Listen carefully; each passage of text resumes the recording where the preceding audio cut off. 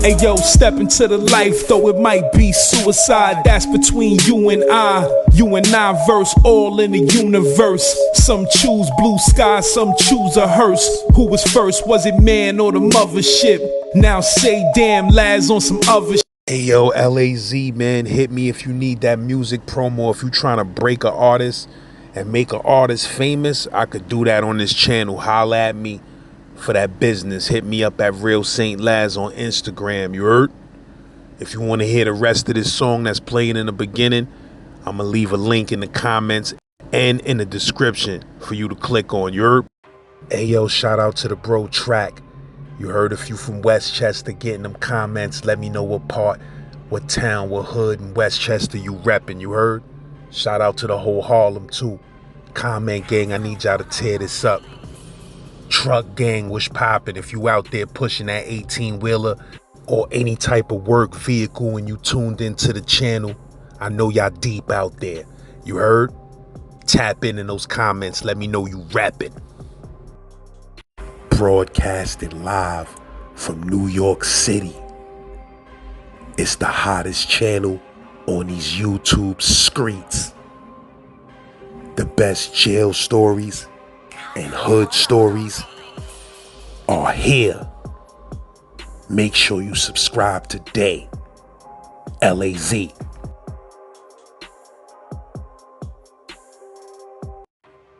So you was saying that your daughter got jammed up in that Rico case with Casanova and all of that? Yeah. So basically, man, she got in a Rico with Gaz and the other 18. Set the record straight with a lot of that shit, though, man. Like none of them, you know what I mean? None of them folded. You know what I'm saying?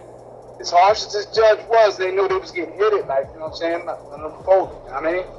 And so she got hit with this Casanova case, and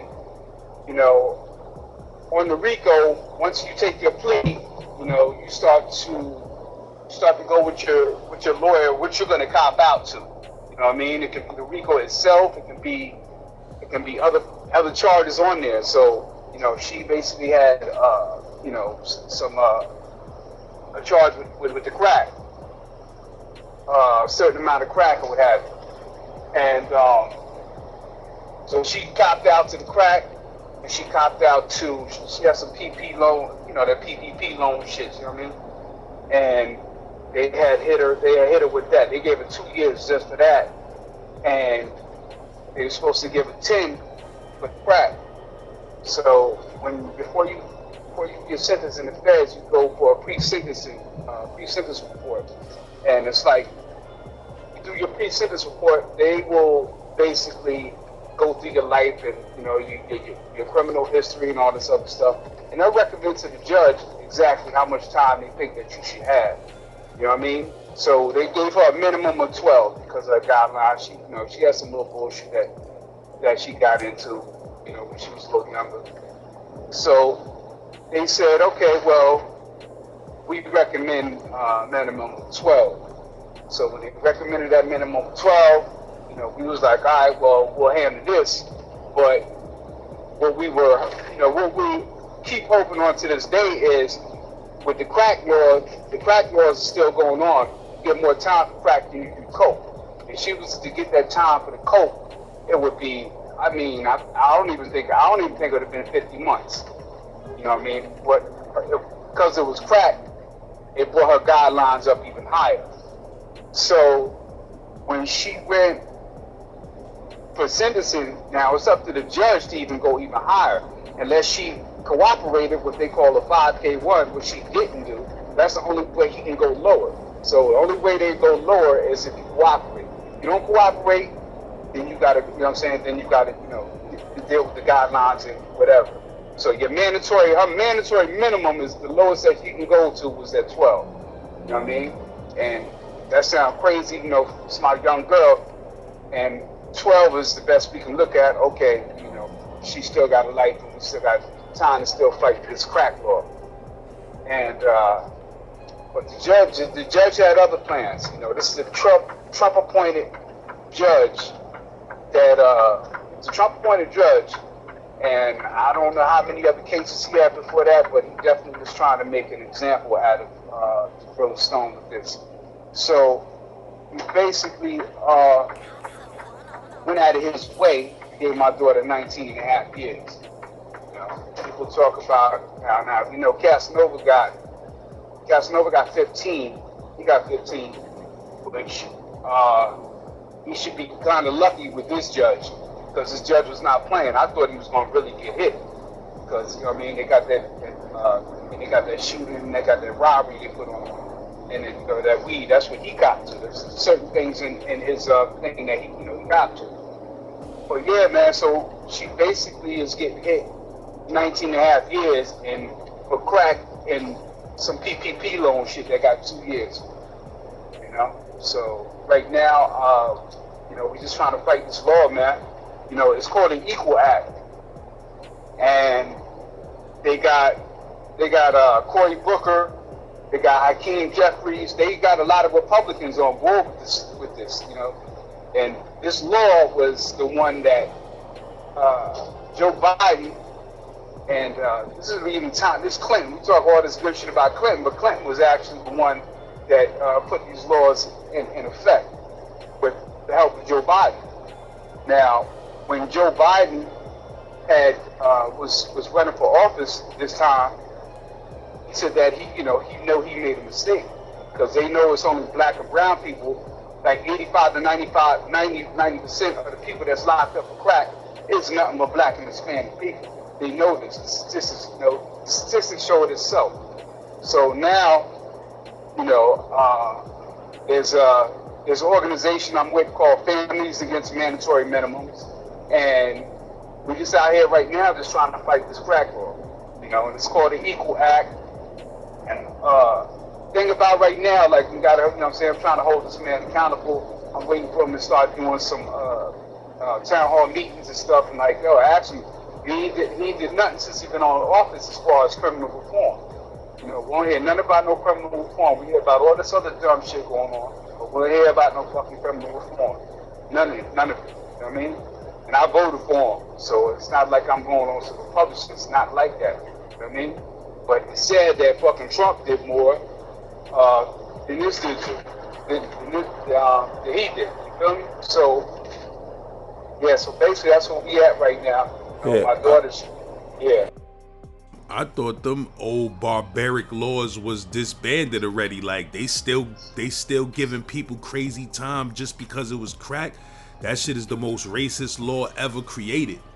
And check this out. So my daughter got sentenced in December. Now the DOJ, Garland, the DOJ right now, he's actually against it. He actually came 3 days after my daughter, I forgot the day right now offhand, but she got sentenced in December. And 3 days after she got sentenced, the DOJ said, and he pissed the Republicans off with this, he made an executive order. He wanted all the prosecutors to sentence everybody that, you know, with crack, to the Equal Act laws. So it's the same as crack, it's the same as coke and crack. So if you got busted with 6 ounces of crack, it should be the same as 6 ounces of coke, because scientifically it's still the same shit. You know what I mean? So he did an executive order. Now the head majority leader, Grassman, I forget his name right now, but he was mad about that, because he's still trying to, you know, they were trying to negotiate instead of 1-to-1, meaning, you know, same 1 gram of crack is the same as 1 gram of coke. He's still trying to put it up like, nah, we need a 2-to-1. Like, you know what I'm saying? Like, he's still trying to be unequal with it. You know, when, like I said, they got Republicans on board with it. But, so as soon as that happened, like I said, it happened 3 days after my daughter was sentenced. And, you know, once you get sentenced in the feds, you got 15 days of appeal. So right now, we got an appeal, and we're putting in for that, you know what I'm saying, for that crack.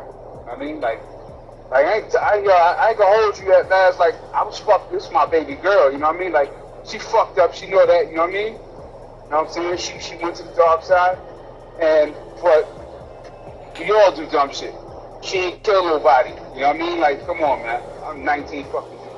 Let's keep it 100. You know what I mean? Like that's just great. Yeah, so we out here fighting, man, and you know, trying to hold my head together. You know, for her, I ain't got no other choice. You know what I'm saying? But you know, yeah, man, these laws are still out here, and like I told her, I called Sway 2 weeks ago. I was on the radio out there. You know, because as far as the hip hop community, we need to put. You know what I mean? This is all part of us. It's still part of our culture. You know what I mean? And it needs to be out there. You know what I mean? We should be rallying about this shit. We still got niggas to this day that's locked up from the 90s and 80s because of this fucking crazy ass law. Yeah, that shit is crazy, man. It's crazy, man. Word. But yeah, man, the fight goes on. You heard? You said you putting together a script and all of that right now? Yes, sir, man. Word up, man. That's why, you know, because we think the same on a lot of shit, and I was like, yo, yeah, so it's called Gods the Gangsters. You know what I mean? And I'm dealing with the gods, you know, and I'm speaking a lot from, you know what I'm saying, my point of view. You know what I mean? What I grew up through. You know what I mean? Early 80s, you know, when I turned God Body. But when I turned God Body in 85, 84, when that crack era came, you know, I ain't gonna front. You know, a lot of us kind of left knowledge of self alone. We started, you know what I mean? We started hustling, you know what I mean? We started getting on that grind, you know what I mean? And it wasn't right. It fucked up a lot of shit. We see it in the music and everything else. You know what I mean? We had Rakim, we had KRS, we had, you know, everybody's talking now to self. Crack ever hit and all this other shit, you know what I mean? It's like the negative took over the positive. You know what I mean? That's why I call them from Gods and Gangsters. So I'm talking about the era from like 83, from 83 to like 89. And I'm going in, and if everything works out the way it is, then we can, you know what I'm saying, start talking about how it even went from the guards just going straight to the gangs. And we know, if you're 5%, you know that you are not supposed to be with no gangs, period. You know what I mean? We call that 85, you know what I'm saying, 85 type mentality. You know what I'm saying? It's crazy because if you think about it, you know, with how positive rap was back in the days, you know what I mean, the movement of hip hop and the type of message and the type of subject matter that was in hip hop back in them days. Imagine if crack would have never existed. How deep and powerful we would have been. That shit would have took us to the top. The way it had became the in thing and the in culture, to be deep, to be dropping jewels, to have knowledge of self. You understand, dudes was fly with big stupid chains on their neck and fly from head to toe, but they still had knowledge of self. Feeling proud. Yeah, so that was the thing. And then, but Laz, you remember, even at that time, cats don't even know, like, yo, if you was a writer back then, especially if you had knowledge of self, because that really opened our mind up a lot. When we was writing our shit, we didn't even say the word nigga in there. Matter of fact, we wasn't even cursing. Like, if you did that, it was kind of like you was cheating. You know what I'm saying? Mm-hmm. Like, because you knew you can use bigger words and whatever. You know, you can go to any of them, any of the records. KRS, Kane, Rakim. They hardly cursing. And there's not too many words nigga going on. You know what I'm saying? Said there. Matter of fact, Meth is doing that a lot right now, and I love that. You know? Yeah, but, man. You know, it's crazy, man. But it's like the Black Panther movement. When the Black Panther movement was reaching its peak, they hit the streets with that dope. You feel me? And now, with the crack era, it's like when the rap game was at its pinnacle of knowledge of self rap. You know, crack took over. And our mentality took over with it. You know what I'm saying? Yeah, because after that, it became, you know, the gangbang when we went into gangster rap. After, you know, once crack did what it did, the whole game shift to gangster rap.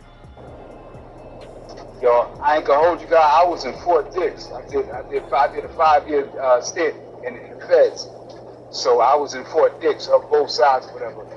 So like, you know, the New York car, we was bugging. You know what I mean? Like, they was in the, you know what I mean? Like, on the island everywhere, you know, it was kicking in upstate. But in the Feds joint, we was bugging like, yo, what you mean you blood, you crip? Like, that bugged us out. You know what I mean? Because, I mean, I understand it now because, like I said, I listened to your joint and, you know, Cass, I was there at the time because I was, like I said, we was on some Fed joint.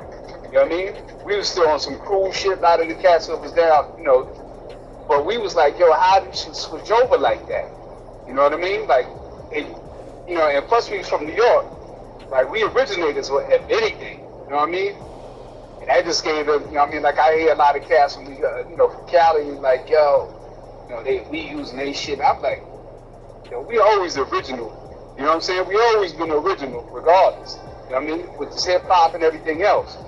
But even with the blood shit, we took that to our own New York level, you know. But that shit bugged me out though. I really didn't condone it. You know what I mean? I get it, you know, during the island when he was going, you know what I mean, when he was going against the Spanish at the time, you know what I mean? I get it, but that shit bugged me out because I knew how I felt about the team, you know, with the nation and stuff, and where we came from, and where we started going. Because we already knew, we thought about that shit before, like, yo, imagine that shit was down in New York. Like, shit would be crazy. And it's just like we thought it was going to be. Yeah, that's a fact, bro. I was just about to say that, man. Like in the 80s when the movie Colors was already out and people was getting infatuated with that LA gangbang lifestyle. I remember one day, one of my cousins from Brownsville houses, my cousin Jamel, he was like, yo, that's my word, son. He said, I seen one of those LA gangbanging niggas out here one day. He said, I seen one of them. He had a rag in it. He said, one day, that shit gonna hit New York. And when it hit New York, it's gonna be lights out. And sure enough, that shit did. Yo, look what's going on. Like I said, like, yo, we get the Ricos. Who get the most Ricos? New York. Come on, they not going for this shit, yo. You know what I mean? They not going for that shit. And one thing, lads, I always look. I groom my daughter. You know what I mean? I groomed her. She grew from, you know what I mean? From that cloth. I did the best I could. You know what I mean? You know what I'm saying? So I explained shit to her. I said, listen. I said, Al Capone was in the gang. Lucky Luciano was in the gang. But from the gang, they went to organized crime. You know what I'm saying? I said they graduated from that. You know what I'm saying? What they doing now? Because if you think about how we grew up and shit, there was always crews. You had your crew. You know what I mean? We still was a gang. You know, we was crews and everything. That's what really kept it tight. You know what I mean? And that's like the mafia, like Gotti's crew. You know what I mean? Mm-hmm. We learned from these. We learned from them cats. But now it's like we just, I don't know, man. You know what I mean? And right now they're not playing. New York is not fucking playing. They're not having it. And they slide niggas' heads back, yo. They done took over the mob. The mob gone. So now I'm taking all y'all niggas, giving all them Rico cases. That shit crazy. These Rico cases wouldn't last back in the day. That shit is scary out here now. Dudes is brave as a motherfucker to still be like, wow, how they slaying dudes and snatching dudes and, know what I mean, giving niggas 100 years. That shit crazy. This is wild, man. And then they don't realize they not doing that in Cali. Nah, that's they fucking life. They got their grandmothers and all that shit. You know what I mean? So, but I don't know, man. I don't condone it. I get it. I got a lot of, you know what I'm saying, brothers, like I said, you know, my daughter, yo, that lawyer that we paid, that's pissed me, you know what I mean, like 40 racks, you know what I mean? I'm a working man now, I ain't hustling, you know what I'm saying? We ain't get a dime from God, we ain't nobody, you know what I mean? Nobody gave a dime, you know what I mean? And mine kept it official. She kept it official, hey, this is what I did. I gotta lay down on this. You know what I'm saying? It never said a goddamn word. You know what I mean? And I don't get it, man. I don't get it. Because at the end of the day, we just flooding them jails. So we doing is flooding these jails. feds have never been crafted the way it is right now. Saying, yo, as when I go see my daughter, man, this is the real sad part. I go see my daughter. There's like, she's in Aliceville, Alabama. I mean, luckily I'm here in Atlanta, so I can, I take that 3-hour drive. I'm going down there this weekend. So when I go there, you would think it would be packed because there's, so many women. But when I go there, it's empty. And there's I think that's the biggest Fed joint for women. There's like 2,000 or 3,000 women in there. And when I go to the visiting, yo, there ain't no dudes there. There may be a couple, like, dudes, these chicks, and, put a little newsletter on, you know what I'm saying? But as far as like a whole family, nah, man. They leave these women out to drive, dude. Word up. I go out there, that shit is sad. Like, yo, I don't see no niggas coming through there like that. No brothers coming to see their people. You know what I'm saying? Like, it's weird, man. If it was a man's jail, that should be packed. That should be packed. They don't look out for the woman like they're supposed to. It's sad, man. Because half of the women, you know what they there for anyway. Hold the next man down. That's crazy. There you go. It's wild, man. Yeah, man. But it's definitely been a pleasure speaking with you, man, kicking it, man. I'm glad I reached out, you heard? Because, like, yeah, man. One of the real ones. You got, your context and where you going with it, you know what I mean? It's a learning situation. Like, you unique, like, certain people, I keep up with. You know what I'm saying? Yeah, man. What we doing on this channel, man, is, we dealing with the sciences of criminal psychology, the black struggle, the black experience. That everybody don't start off as a gangster or a drug dealer or gang leader. You understand? It's circumstances and life experiences that, some of us experience things at 15, 16 years old that will mentally break down a grown-ass 40-year-old adult. Absolutely. That's the PTSD that, on top of, with that slave blood, right, going through our veins. All this PTSD stuff that we have to deal with. You know what I mean? It's still dealing with it, man. That's like the science of the degrees. That's in 1 of 36. They planted fear in him when he was a little boy. You understand what I'm saying? Like, we dealing with the science of them genetics to this day. We still born with that inherited fear of our oppressors. You feel me? We still born with that each and every day. You know what I mean? That's the wrong foods that the 1 of 36 was talking about. Planted in us, you feel me? So we still out here getting jammed up. We still out here suffering from all type of mental disease and disorders that come from slavery. And then after slavery, living in the ghetto. Just living in the ghettos, growing up in them ghettos.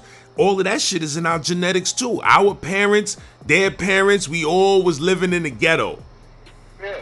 Passing that shit down. Projects don't look no different than no prison. Facts. And projects is crazy, bro, because them shits got recidivism rates. Like, I done left motherfucking a projects 3-4 times and came back to that bitch, had to live there again. Like jail. Yeah. You like, yo, I need to get the fuck, I can't, sometimes you be from a certain projects, you can't even sever ties with that shit no matter how hard you try. That's deep. You find yourself back in that motherfucker 45 years old, living with your moms in the peas again. Ready to kill somebody. Shit is like jail, bro. Them shits is like jail. They mentally. That's a mental breakdown. That's right. Yeah, like them big steel doors. You go in that building, that shit locked. Boom. Yeah, sound like nothing different, man. What if they change the code? What if they make it to where that shit don't open? You understand what I'm saying? You got bars on every window. It's gonna take some effort to get out that shit. That's right. You feel me? So actually worse because it's higher. You know what I'm saying? Straight up, you will be trapped up in that motherfucker for real. Yeah, man.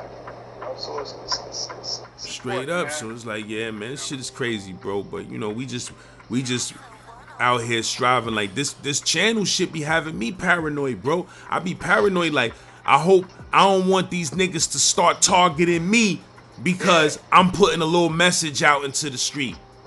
But that's deep. That's when you said that, because I was like, yo, that's peace, because I was like, yeah, I want you, my daughter to come on here. And he was like, yo, like you said, so I don't want her to get in trouble. She come on here and all this, and I was like, nah, I appreciate it, God, I appreciate that.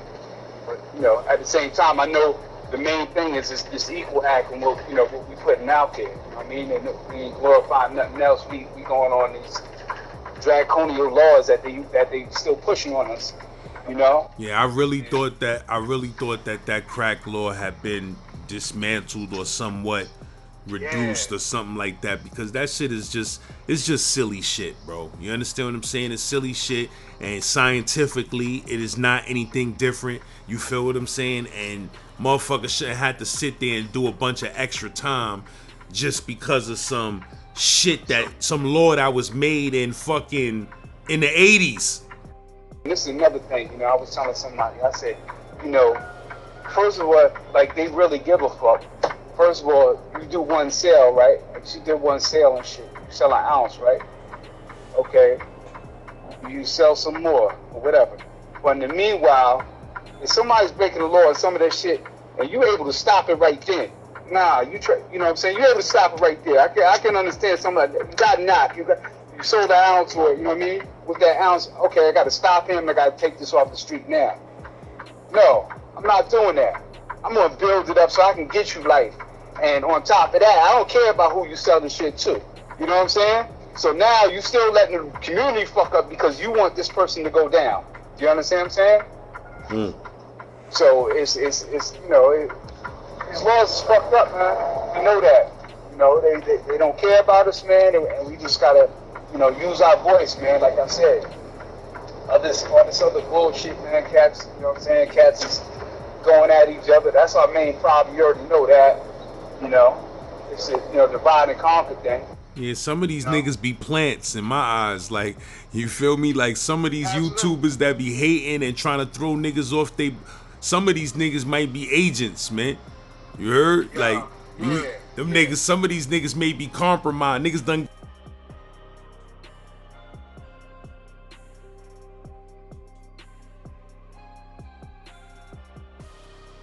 These reels are going viral on Instagram. If you need promo, DM me. I will put your promo on the end of one of these reels. Top 5 states with the most gun owners. Number 5, West Virginia, with 58.50% of their population owning a gun.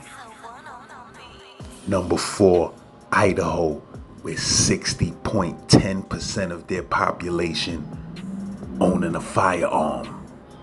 Number 3, Alaska, with 64.50% of their population owning a hammer.